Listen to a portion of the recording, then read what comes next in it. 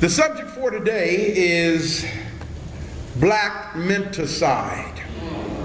All right. It must be stopped.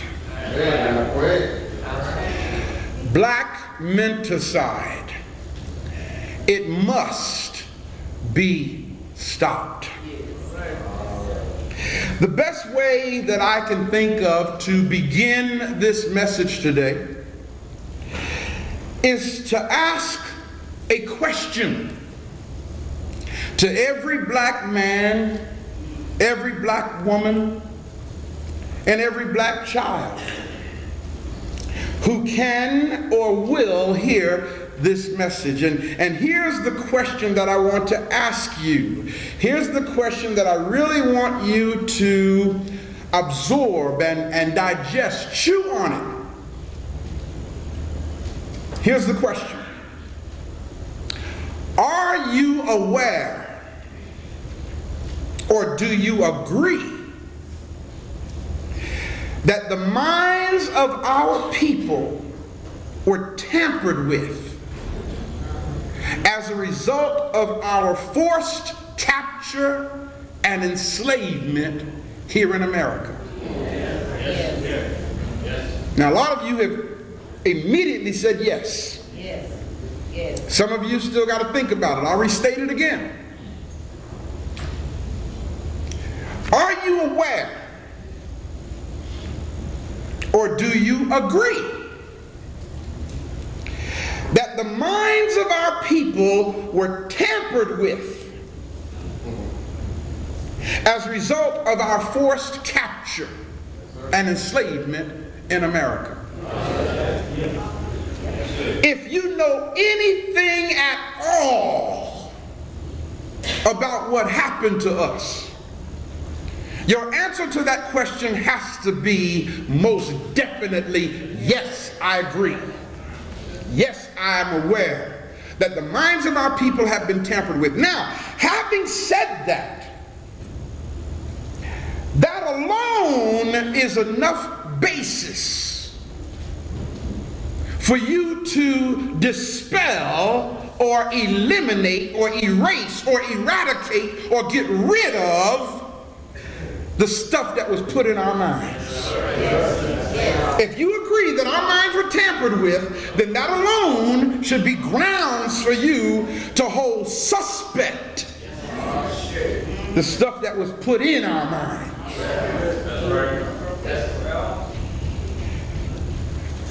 In the last, 30 days or so, I have had to deal with asininities that have literally caused me to personally declare war against ignorance. Now, I've already been committed to trying to eradicate that. But anytime, brothers and sisters, black folk can be involved in a belief system that literally prevents family members and loved ones from supporting each other and loving each other and undergirding each other, we need to get rid of that belief system.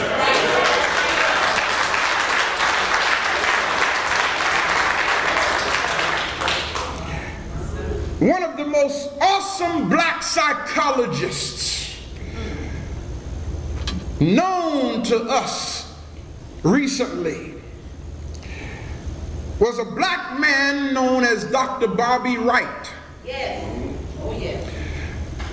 And the problem was he met with his demise a little too soon. But we were blessed as a people to have him with us, and 4 years before his untimely death, he wrote an article entitled Mentacide. the ultimate threat to the black race. And if it's all right, I would like to use Dr. Wright's definition of Mentacide. Since he did such an awesome job of defining Mentacide, let me use his definition. Dr. Wright explains that Mentacide, and I quote him, Mentacide is the deliberate and systematic destruction of the mind of a person or a group, with the ultimate goal being the extirpation of those people. When I say extirpation, I mean the ultimate goal of Mentacide is to wipe those people out. The ultimate goal of Mentacide is to literally pull those people up by the root. When I say Mentacide, I mean that the goal is to completely exterminate those people. And brothers and sisters, I'm watching it happen every day. The extermination of black people. And the reason why it's happening is because we suffer from a horrible predicament called Mentacide. You see, as a result of our minds being put to death, that controls our behavior. Because as a man thinks, that's how he is. I believe that black Mentacide is the reason why, after developing such advanced civilizations, people ask all the time, if your people were so great in the past, then how are they in the condition they're in today? I get those questions. You always talk about all of the great things that your people did. Now, you know I'm not talking about black folks saying that to me, right? If your people were so great, then how did you guys end up where you are now? I can tell you why. It's through what's called Mentacide.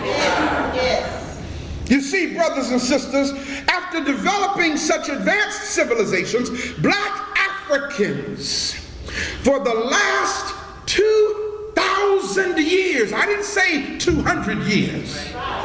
I said for the last 2,000 years, we have been assisting our oppressor in our own destruction.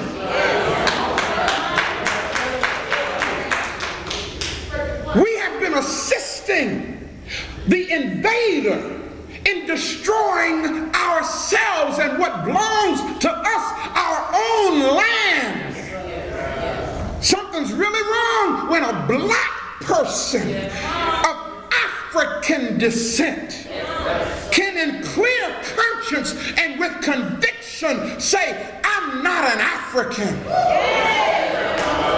That's a victim of Mentacide. If there's one thing that's been reaffirmed to me, brothers and sisters, as I said, within the last month or so, it is the oppressive psychological condition of my own people who are victims of Mentacide. We destroy our own love and allegiance for each other in the name of a lie that was forced on us for our own destruction. Now this tells me what my biggest challenge is. What our biggest challenge is as a people.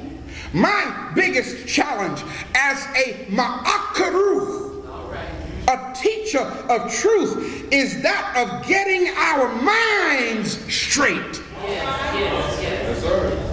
There's no need of us trying to put programs in place until we get our minds straight.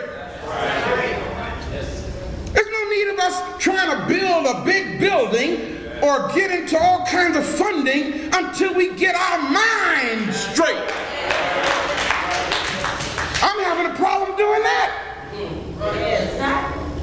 We gotta stop black Mentacide. As late as it seems, brothers, and mind you, it seems late. As late as it seems, we black Africans, we have the capacity to stop this thing. Yeah. However, before we can stop black menticide, we have to be sure about the answer to the question that I asked in the beginning of this message. You have to be sure of the answer. The question again was, are you aware or do you agree that the minds of our people have been tampered with as a result of being enslaved here in America? If your answer to that question is yes, then we need to get busy. You need to get busy in stopping black menticide. Follow what I'm saying, y'all. Black African people, we have been under siege for, like I said, almost 2 millennia. In fact, you know what? Longer than 2 millennia. The Greco-Roman invasion of Africa was 332 years BC. So we're looking at 2,337 years since the white man invaded Egypt. Over 2 millennia, black Africans have been forced to deny the reality of themselves. Go ahead. So, Africans today who have been born in the last few hundred years are born hating themselves and don't even realize it. Africans are born hating one another and don't even realize it. Africans are born hating the fact that they're black and don't even realize it. It's no mistake that a young black child at 3 years old, a black girl at 2 and 3 years old can go into Walmart or Kmart and choose a white doll instead of a black doll. She was born that way. Oh, follow this thing, y'all. We were taught that we were born in sin and shaped in iniquity. Let me help you out, black man, black woman. We were born in a lie and shaped by miseducation. That's why we're in the predicament we're in.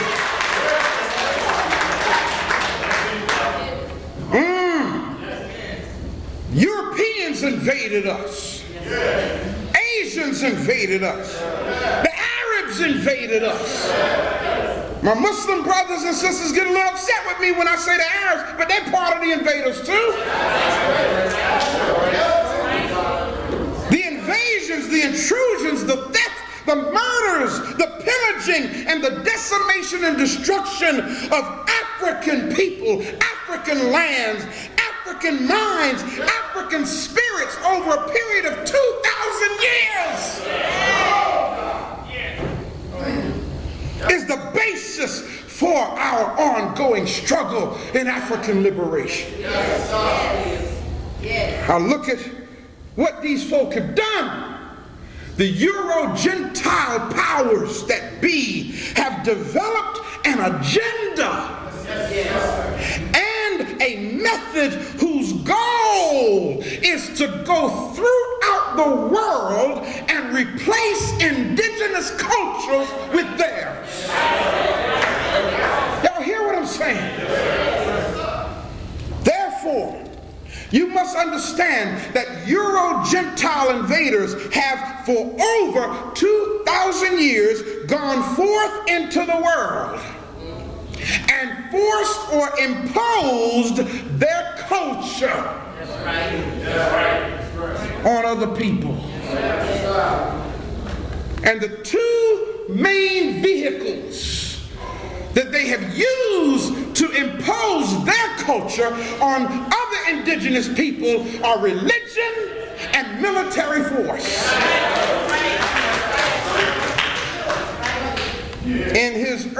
work, the psychopathic racial personality. The same black psychologist, Dr. Bobby Wright, gives an awesome analogy of our situation as black African people, and I want to share his analogy with you. I wish I had thought of this analogy, but he did, and I want to give the credit to where it's due. And for those of you who haven't heard it, I hope it makes sense to you when I share it with you, because when I read it, I said, man, this is the situation right here. Yes. Dr. Wright talks about a bullfight in his work. Check out how deep this thing is. He goes on to say that in a bullfight, the bull becomes brutalized while making innumerable charges at the movement of a red cape. Now y'all got to follow this analogy very closely. In a bullfight, I don't know how many of you have ever seen one, but you have the bull, the matador, or the bullfighter, and the red cape that the matador uses. And in a bullfight, the bull, who, by the way, brothers and sisters, represents the black man. Don't take my word for it. Look it up in Serlo's, C-E-R-L-O, Serlo's Dictionary of Symbols, of Symbology. It tells you that the bull represents the white man's superiority over the black man. That's the whole thing behind the bullfight. So now understand why these white folk came up with something called a bullfight, because the bull represents Osiris. Osir, the Lord of the perfect black. The apis, or the bull, and the matador represents the white man. So the object of the bullfight is to show white dominance and superiority over this big, black, powerful entity. Here you have in the bullfight the bull who is over a period of time, not immediately, but over a period of time, he gets stabbed and stabbed and stabbed and stabbed and stabbed by the matador. That's right, go ahead. Till he comes to the point of being mortally wounded by the matador. And the reason why he keeps getting stabbed and stabbed and stabbed by the matador is because he's busy chasing a red cape.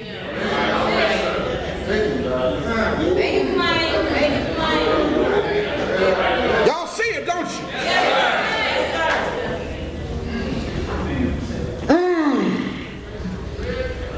And the bull ends up in a condition to whereas he is almost powerless. The bull ends up in a predicament to where his flesh is torn. He can't hardly see straight anymore. He's weak because he's lost so much blood because he's chasing a red cape. Go ahead, Come on. But not every bull meets the point of death in such a manner. Every now and then the matador runs across a bull who got some sense.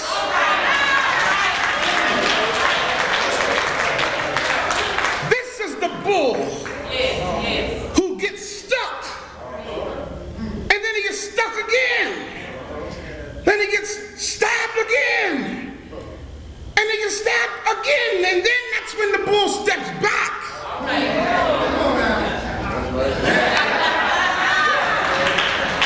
And start digging into the dirt and say, something ain't right here. Every time I go after that red cape, I get stabbed. The bull steps back and realizes it's not the cape that's stabbing me. Y'all see this thing here? The bull steps back, Mom, and realizes it's not the cape that's hurting me. That's when that bull realizes, I need to redirect my attention. I need to take my mind off that red cape and put my eyes on that little white dude right there holding that red cape.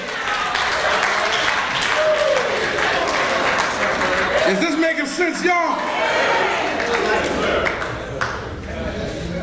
This is what is called in the bullfight as the moment of truth. Brothers and sisters, I want you to know today that God allowed me to come out of my mama's womb, if for no other reason than to be here right here today to let you know that it's time for us to realize as black folk that we are at the moment of truth now. It's time for us to stop looking at the red cape that the European matador has placed in front of us. What red cape are you talking about, Brother Ray? A red cape called religion. A red cape called Christianity. A red cape called Judaism. A red cape called Islam. And we so busy looking at the red cape, not realizing that our chasing the cape is causing us Mentacide. We are the bull that the matador fears. And the matador knows that if we ever get our sight right, it's all over for him. For when the bull realizes, good Lord have mercy, that it ain't the cape but the matador who's distracting the bull with the cape. Once the bull realizes that, that's when you see the matador take out running. That's when they have to send people in, the clowns and other devices to distract the bull, because the bull is getting ready to take one of them horns he got and put it in a hole that God made on the matador. Y'all got it, right? All right.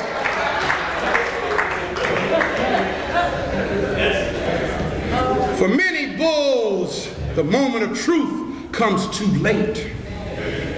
I believe that God allowed this message today because it's not too late yet. Now grant you, there have been many bulls who have died chasing the cape. A whole lot of them died chasing a cape called Jesus.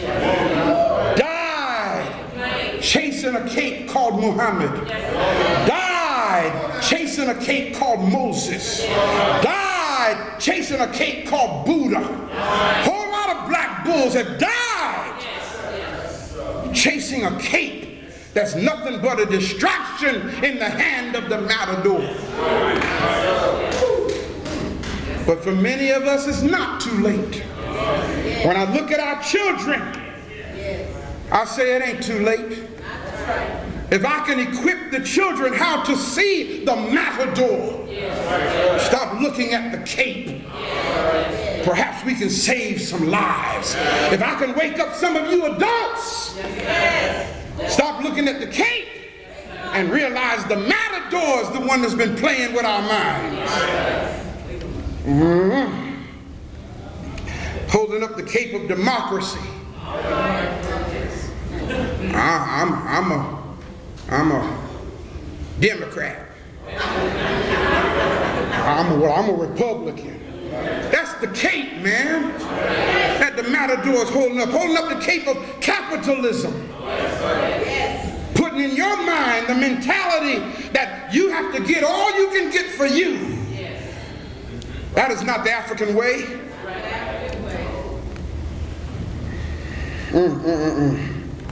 We Africans are suffering the fatal wounds of Mentacide.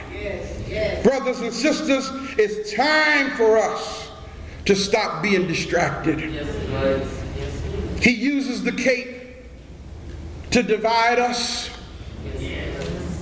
He uses the cape to keep us divided. He uses the tape, brother, to take our power away from us. And guess what else? He uses the cape to keep us ignorant. I shared some information on the radio this morning, and it didn't dawn on me till after I left the radio station. I said, you know, if folk just do what I said today on the air, churches would have to shut down all over this place. If they just read what I shared today about the Middle Ages, the Dark Ages, and Francesco Petrarch, and how this man was empowered to write history in favor of the Roman culture. If they just read just that alone, it would disqualify preachers from standing up in their pulpits. Yes, sir.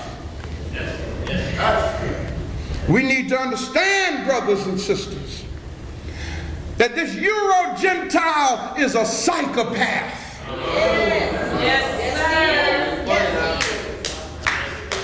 Y'all all right? That's okay. It's good to be angry. That's what that's what I want you to be. My mama, see, I hear my mom talking to me. She used to say to me, boy, preach with a touch of madness. That's what she used to say. Yeah, and I feel it this morning. We need to understand that they are psychopaths. Now, so you'll understand, what is a psychopath, Brother Ray?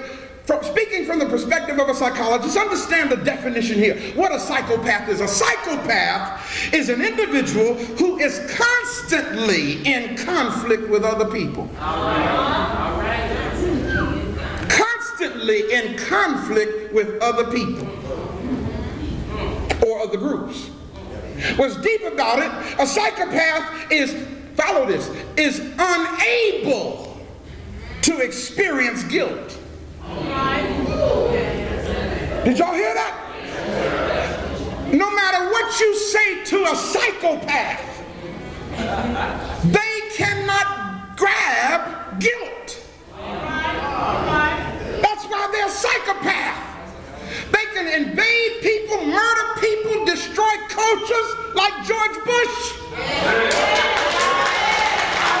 And no matter how the American people stand up and say, Mr. President, stop it. He's a psychopath. He cannot feel guilt. Go ahead, Doctor.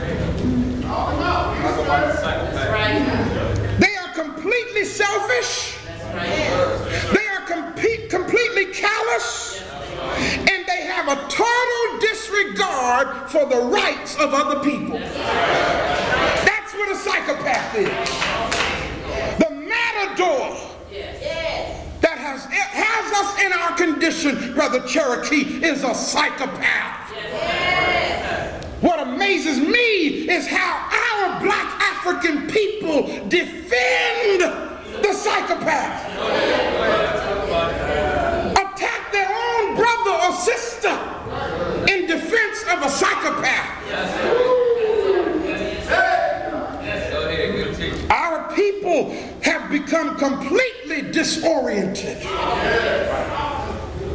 by the red cape of the matador. As a result, brothers and sisters, we have engaged in various inadequate and dangerous behavioral patterns. Some of us have become catatonic, and we won't even move to help ourselves. We're sitting back waiting for an act of divine intervention. We're sitting back waiting for the Lord to do it. I just believe that when God is ready, He'll change things. You know what that means to me? That means that the psychopath has influenced your black African mind to the point to where you are almost a psychopath, black man. When somebody is, think of the bull. When the bull is getting stabbed, and the bull says, I just believe one day God is going to make a way.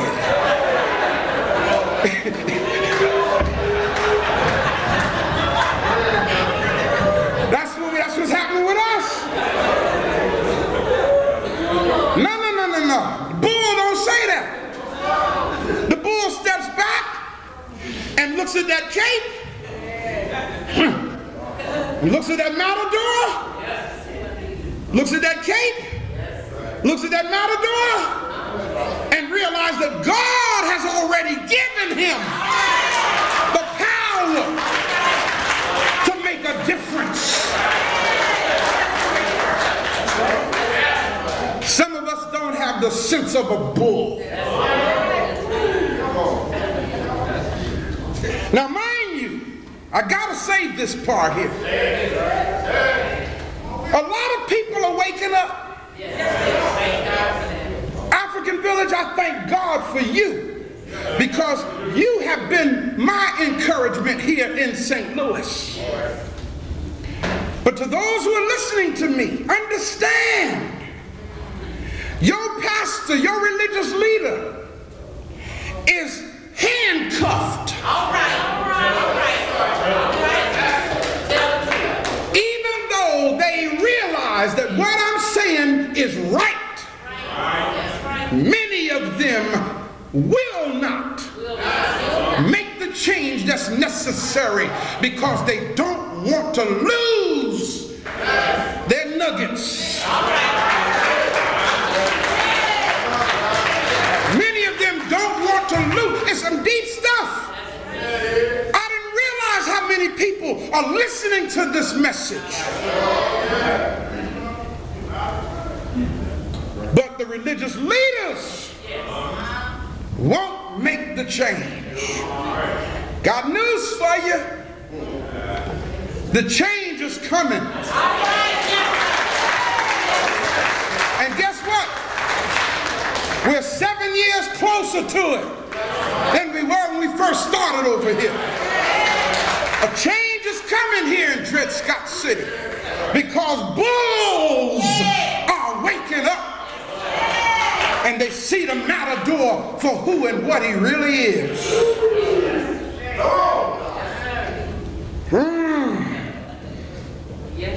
Too many people have placed their faith in the energy and direction of charismatic leaders who are just as lost as they are. Now, for those of you who need a Bible verse, because in some people's mind, you ain't preached till you use the Bible verse. So I'll grab one right quick. How can the blind lead the blind? For if the blind tries to lead the blind, they both gonna end up falling in a ditch.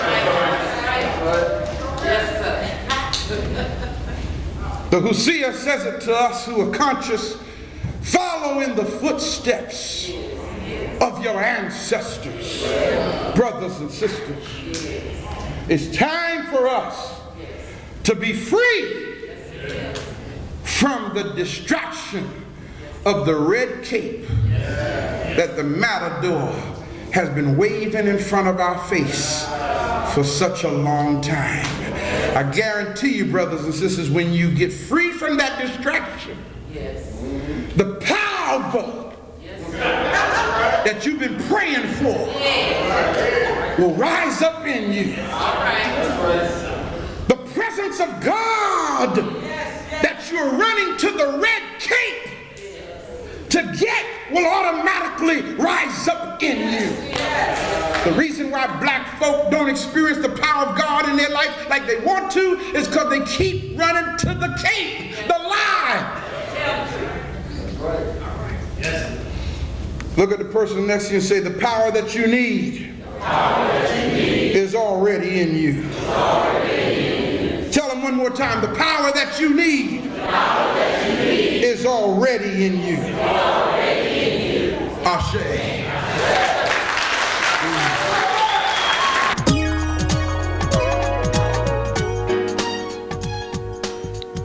If you're interested in including Dr.